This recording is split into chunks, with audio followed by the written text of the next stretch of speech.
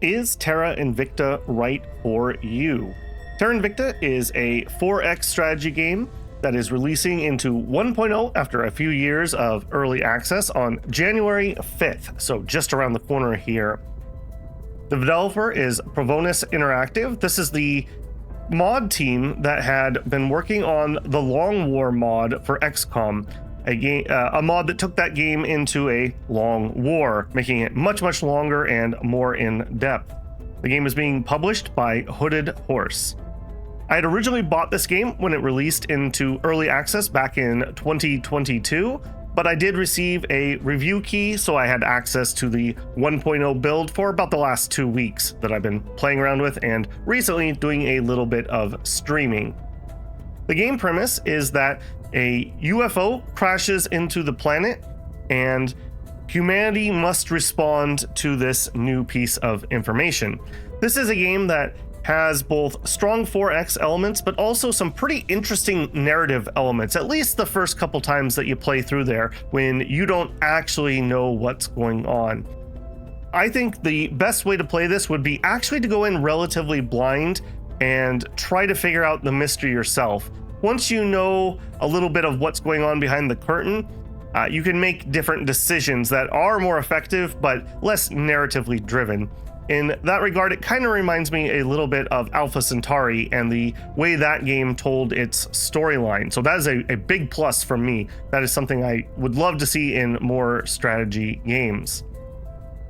As humanity fractures after the aliens crash down, there are 8, let's call them shadow organizations that form. We are playing as the Initiative, kind of one of the middle of the road, greedy corporate types. We have the Resistance. The Resistance is like XCOM. They want to kick the aliens off the planet.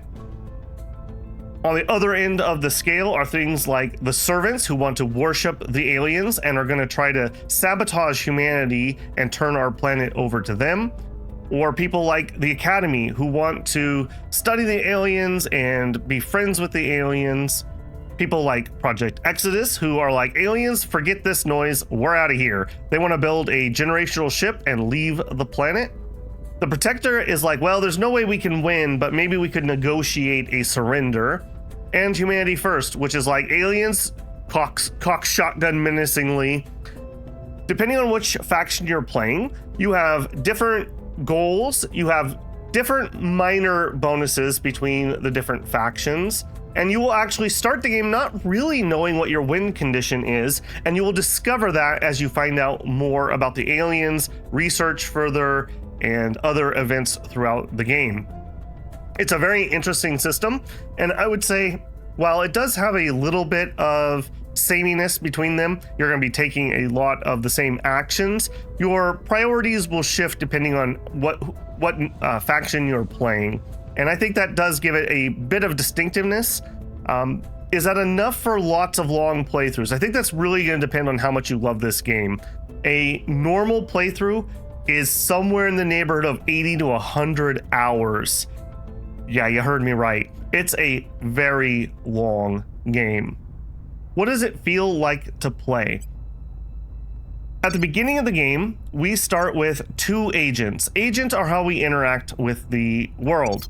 We don't play as the United States. We play as the faction that we're controlling.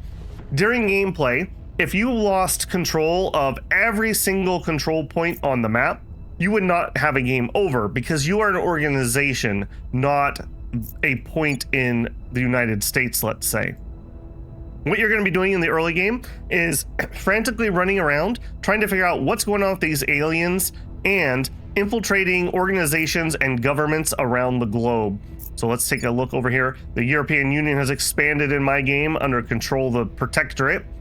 Each one of these points here is a control point, and they represent various parts of a country. So regional authorities, trade unions, mass media, legislature, executive, and that changes depending on where you're at. If we look down here in Morocco, they have religion, legislative, and executive.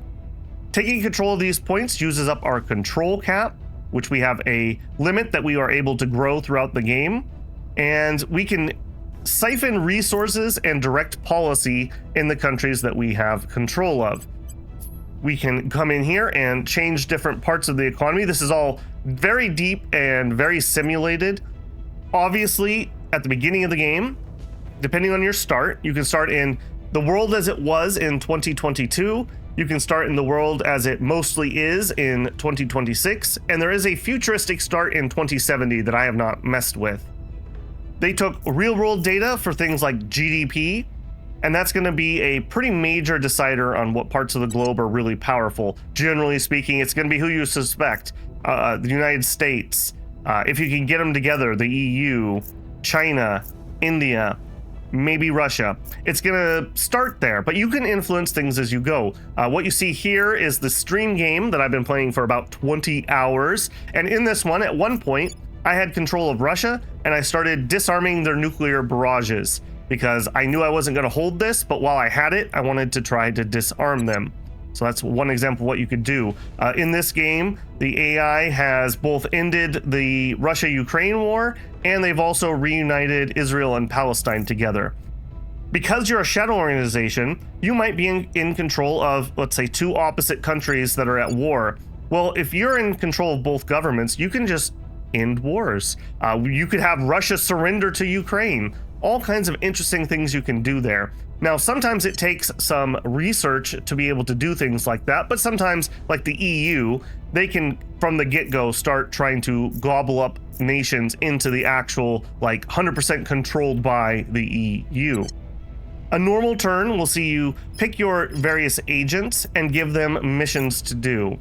You will have your various agents, and they will have various missions they can do, and that's going to depend on what class they start as and what organizations you have put them in control of. So here, for example, we have Mike Ekelos, who's an engineer from the United States, and he has various stats. If we click into him, this is a whole RPG stat system behind the back here. They have various traits that are going to change both what they like and dislike and what they're good and bad at doing. So for example, Mike here is a project manager, which gives us some extra engineering income.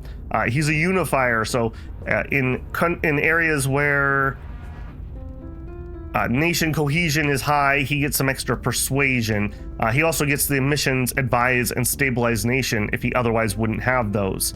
Let me find somebody who has something bad or different. Here it is a politician from India who's a firebrand. So he's going to have various pluses and minuses based on the stats of the country he's trying to do things in.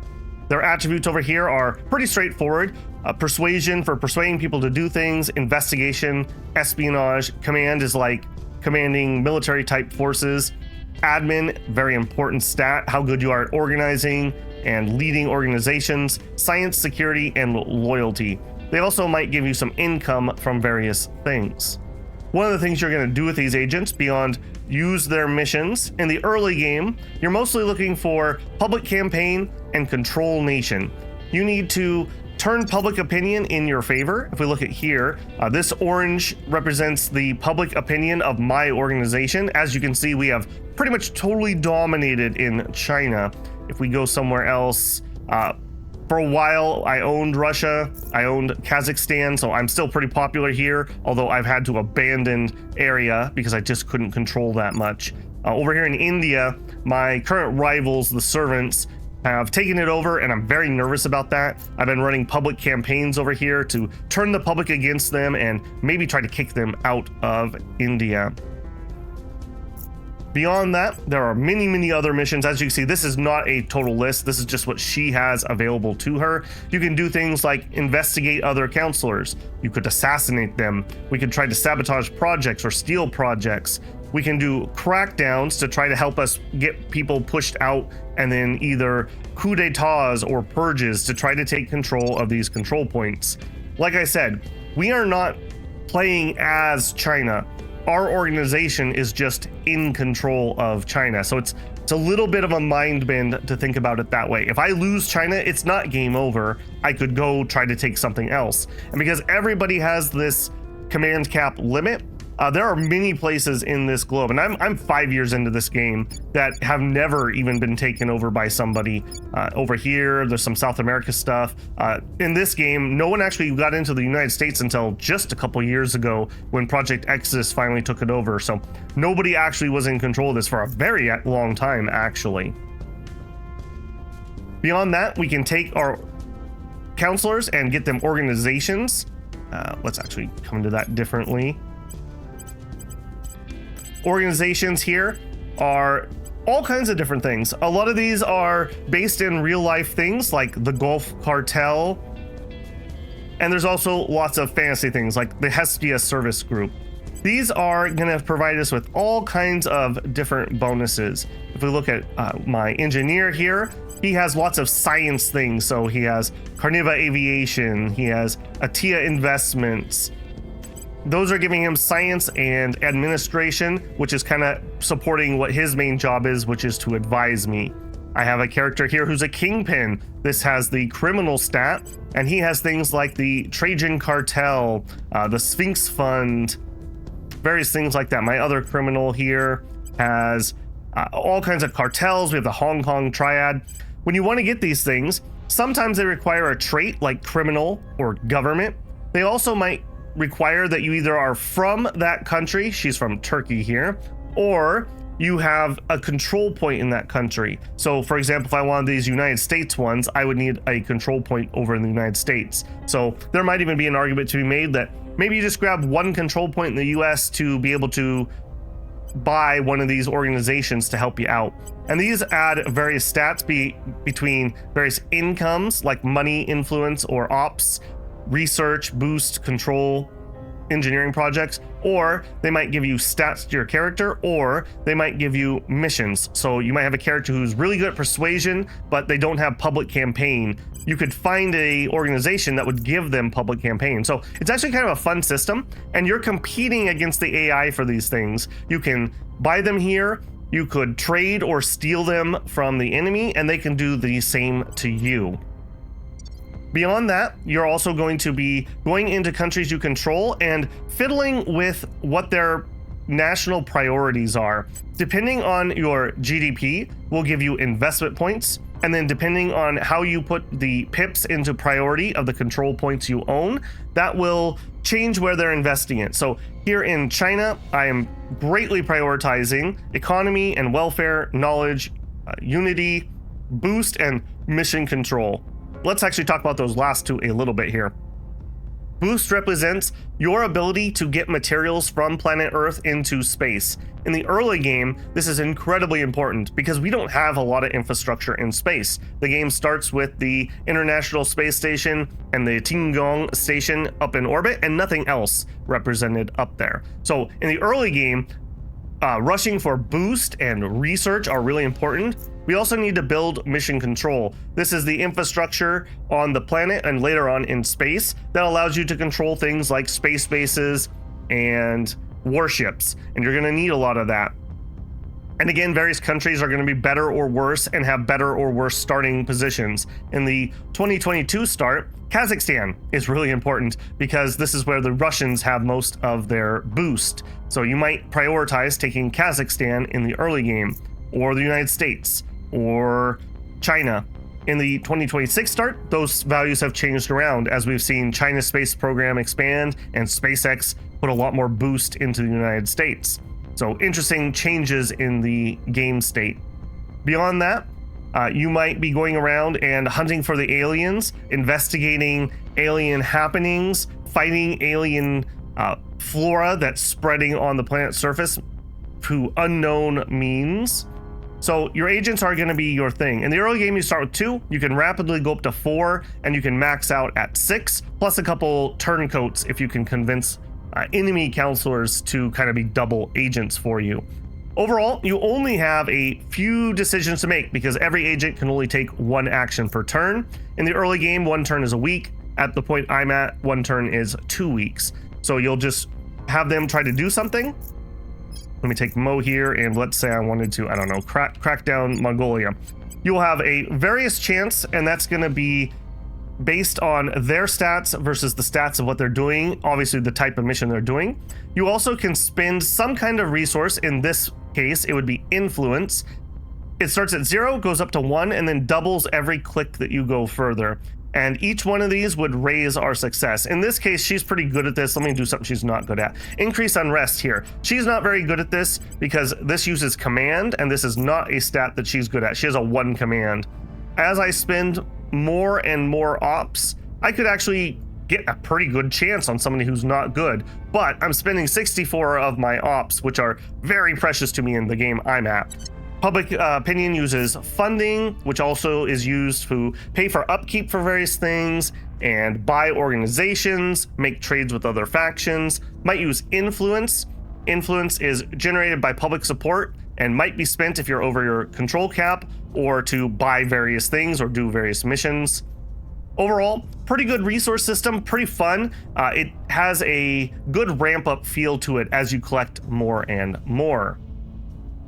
Other things that you might be doing is beyond fiddling with the country control point thing, you might be managing things in space. We have various platforms in space in this game at the moment. I have several, and I'm at a point where I'm ready to expand. Beyond that, as we zoom out here, if we look at the moon, I have some bases on the moon, as does a lot of the AI. So coming in here, you might be going to one of your bases and upgrading it or defending it or sending a counselor into space to go do something here. Would you grab that, please? There we go. So in here, you can see I have my mine, I have solar power. I'm currently upgrading my main outpost building. We're doing that here. We have also founded some settlements on Mars, where I'm at. This is a good point to talk about one other game setting. I've had no problems running the game, but if you have an older PC, you might actually tell it to have less stellar bodies. I have everything turned on. So this is our game map. We have the inner planets, the outer planets, the outer planetoids, and I think 250 something asteroids. And everything you see on this map is something we could go to and we could claim and we can fight over. So if I want to go to this asteroid, I could go to this asteroid. This one has a site and 2 orbital slots if I wanted to do that. There's going to be a space race in the game, and that takes me nicely to some of the phases of the game. In the early game, it's mostly about getting your agents in order, getting incomes, taking control of areas that you think are going to be your power base, getting those incomes, especially boost and some mission control. Towards the end of the early game, I would say is you're going to be sending probes out to our nearby celestial bodies, and there's going to be a space race for both the moon and Mars. One of the things that we have a trouble with as humans, it's very expensive to get materials from the planet's surface into space, hence the boost resource. But if you can mine resources in space, like water, volatiles, which are like fuel, metal, noble metals, and fissile materials, it's much, much easier to build in space and use them in space. So you're going to have this big space race, gold rush situation towards the end of the middle game, or end of the early game. Moving into the middle game is where you have started to figure out maybe what's happening, and you are ready to start maybe fighting back a little bit against the aliens. And that's going to involve starting to actually build ships. This is an area where I have not had a ton of experience because in this game that you're seeing, I would consider myself at the beginning of the middle of the game. I'm 20 hours in. I'm a little slow because I've been streaming it, so a lot of chatting and, group decisions, but this is a long game. This is a very long game. So here, this is just a taste of what it looks like to design ships. There are various different holds that you can do. So I have gunship, escort, and corvette. There are many, many more. So we have already we made an escort for our first ship, and you're gonna need to have drives. So these are things that we've researched: power plants, radiators, utility modules, weapons, nose weapons, and armor. So there's a whole design thing here. If you like crunchy unit design, this game definitely has that. And there's a way more stuff than what you're seeing here because I have not done a lot of space research. I've been playing my Illuminati corporates up to their name, being very selfish and kind of grabbing control of global research. another mechanic let's talk about here. The global research is very interestingly done. You have 3 global slots. This is basically the 3 main things that the globe is kind of focused on or obsessed with researching. Whoever does the most research when it completes gets to pick the next technology. As you can see here, every faction can or can choose not to contribute to every single research. It's very, very interesting.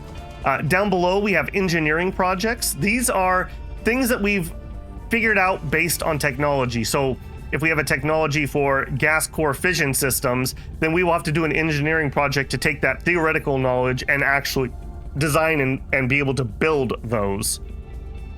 These are for us only. These are global. So it's a big push and pull on what you want to do. You want to be in charge of these because you want to pick what tech comes next, but at the same time, you only have the amount of science you have. As I change my pips around, all I'm doing is changing the percentage of my research that's going into each one. So in this instance, I'm spreading it out. In addition, by spreading out your research, you actually get more overall research. If I took all these pips out, you can see my science going down as we're obsessively trying to do nuclear freighters, even if I have biologists on my staff that have absolutely no idea what a nuclear freighter would be. So by spreading out the types of research you're doing and spreading out your pips into different research projects, that you become more efficient. Very, very interesting system. I love this. You can be really selfish. In this game, I'm working on doing like a greater China. So I picked some techs that are not very helpful for the globe at all, but they're selfishly good for me. Conversely, you might pick techs that will help everybody and try to boost humanity quickly so they can effectively fight back against the aliens. I think I'm reaping what I've sown a little bit here, as I think our humanity as a general is a little bit behind in my game. Okay, bouncing back out of that. Beyond that, in the middle game, you're going to be looking at starting to get into space, maybe actually being able to get into some light space fights with the aliens or fighting with them on the ground. And you're going to be looking to set yourself up with more shipyards, more mission control, more resources. You really need to spread your space wings and start getting space resources because the aliens are coming. I have Victor 6 on a intercept course with Earth right here.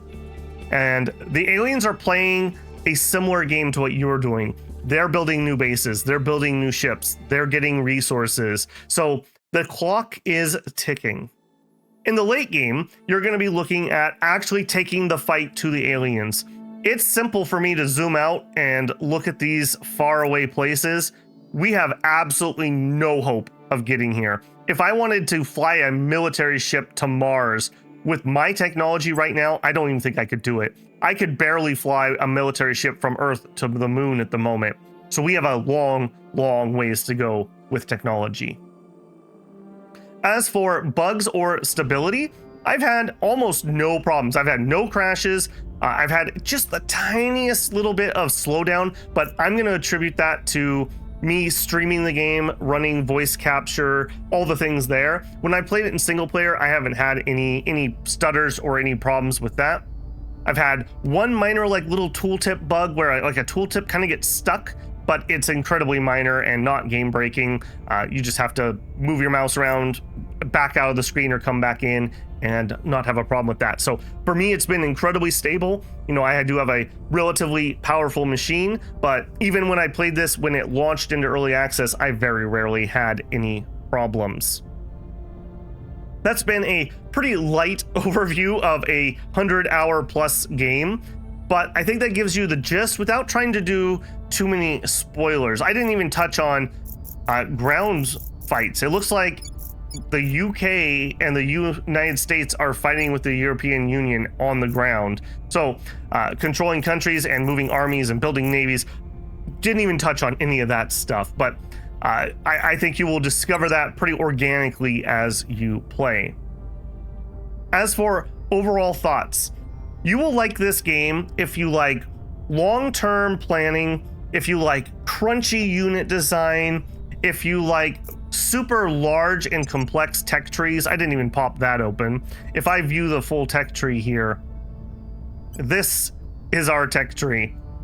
Absolutely humongous, ginormous. You'll like this game if you enjoy building up characters and using them to do various things. They don't really have personality per se, although they do take effect in like some events and things that happen. If you like strategy games that have a little bit of a narrative to them, if you like strategy games that have factions that have different goals and win conditions, I think you'll like the game.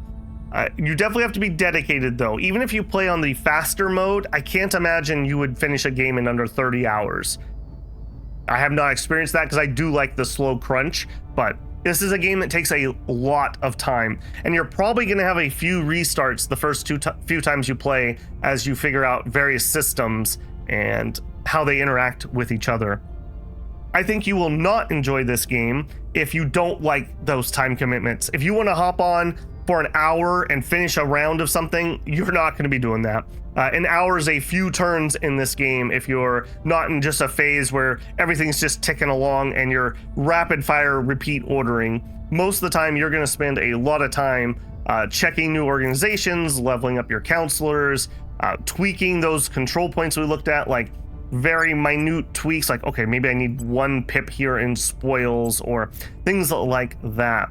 If you don't like very long-term planning, like let's say for our spaceships, I need to get all the text researched. I need to actually do the engineering projects. I need to build space shipyards where I can actually build the ships. When you actually have long distance travel, you still have to travel there. Recently in this game, we were sending a base to an asteroid and it was going to take us 450 days. Remember, a turn is 2 weeks to get stuff there. Now, as your technology increases, things will speed up, obviously, but the game itself, the scope will raise from smaller to larger. Whether that's a bonus to you or a penalty to you, I'll leave that up to whether you think you're gonna like that long-term game. Overall, I say if you are a fan of 4X games and you don't mind the long-term time investment, you're really gonna enjoy this game. If you don't have the time, or you just don't like super crunchy, I want to look at the GDP of Iran and decide if I want to oppress them with 1% of my investment points, this game is probably not for you. I think the narrative, especially the first time you play through with probably like somebody on the anti-alien side, and the first time you play through as somebody, probably the servants, is pretty good. It's interesting to see how people react to it. Every time you get a tech, you also get a nice little verbal blurb, kind of like something out of Civilization or Alpha Centauri, which adds a nice little flavor to it. Okay, I'm starting to ramble because, as you can tell, I love this game, but hopefully this will give you at least a little bit of a clue into whether you would be interested in this game or not. If you want some deeper playthrough, I've been streaming this. I'm sure there's plenty of other content creators who've been doing the same. Watch a little bit of a playthrough, especially maybe just, the first couple hours, and see if it looks like the type of gameplay that you'd be interested in. And if it piques your interest, I would definitely suggest picking it up and giving it a play. All right, builders, hopefully this was useful to you if you haven't seen this game and you are on the fence about getting it. If you enjoyed the content, a like on the video would be very helpful to me. If you're not subscribed, I hope I've earned your subscription here. I do all kinds of different gaming with mostly a focus on kind of crunchy strategy games, but all different kinds of things on the channel. I'd love to see you in the comments or join me live in the live chat. And of course, if you want to support the channel, you can always leave a super thanks here, join me live for a super chat, check out the Patreon, or become a member on YouTube. All right, builders, get out there and fight those aliens. I'll see you in the next one. Babble out.